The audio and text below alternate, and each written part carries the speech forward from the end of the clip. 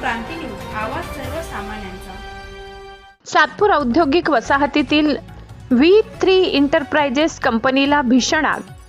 लाखो रुपयांचे प्लास्टिक जळून खाक, जीवितहानी नाही मात्र लाखो रुपयांचे मोठे नुकसान। सातपूर औद्योगिक वसाहतीतील V3 एंटरप्राइजेस या बंद असलेल्या कंपनीला बुधवार दिनांक 24 जून रोजी सकाळी 10 वाजेच्या सुमारास भीषण आग लागल्याची घटना घडली। या आगीत कंपनीतील लाखो रुपयांचे प्लास्टिक मटेरियल जळून खाक झाले असून सुदैवाने कोणतीही जीवितहानी झाली नाही। आगीची माहिती मिळताच सातपूर आणि सिडको अग्निशमन केंद्राचे 2 बंब तातडीने घटनास्थळी दाखल झाले। अग्निशमन दलाच्या जवानांनी शर्थीचे प्रयत्न करून काही तासात आगीवर नियंत्रण मिळवले, त्यामुळे मोठी दुर्घटना टळली।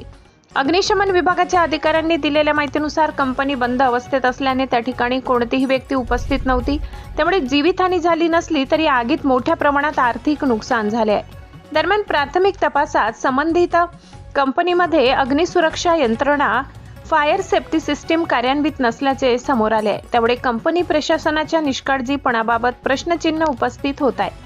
या घटनेनंतर MIDC प्रशासनानेही या प्रकरणाचा अहवाल तयार करण्यास सुरुवात केली असून आगीचे नेमके कारण आणि झालेल्या नुकसानीचा पंचनामा करण्यात येत आहे। सातपूर औद्योगिक वसाहतीत घडलेल्या घटनेमुळे परिसरात काही काळ भीतीचे वातावरण निर्माण झाले होते, मात्र अग्निशमन दलाच्या तत्परतेमुळे मोठी दुर्घटना टळल्याची भावना नागरिकांनी व्यक्त केली। महाराष्ट्र क्रांती न्यूजसाठी वृत्त संकलन विभाग, सातपूर, नाशिक।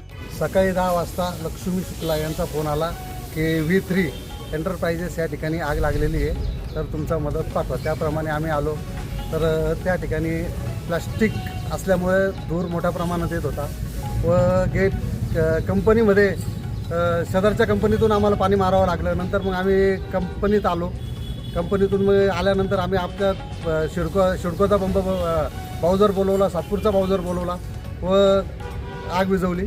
आग आता कंट्रोलमध्ये। कंपनीची आगीची यंत्रणा नाही आहे का? आता कंपनीची आगीची यंत्रणा त्यांनी जी पाहिजे होती तशी नाही आहे त्यांच्याकडे। तुमच्या वतीने तुम्ही काय वरती काय रिपोर्ट काय हो, पाठवला? आता आम्ही वर रिपोर्ट पाठवून देतो। साधारणतः किती नुकसान झालं आहे काय सांगाल?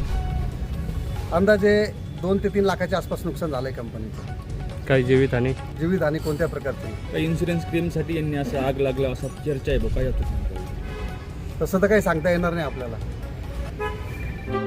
अशाच नवनवीन बातम्या पाहण्यासाठी आमच्या महाराष्ट्र क्रांती न्यूज या YouTube चॅनलला लाईक करा, सबस्क्राईब करा आणि बेल आयकॉनला प्रेस करा।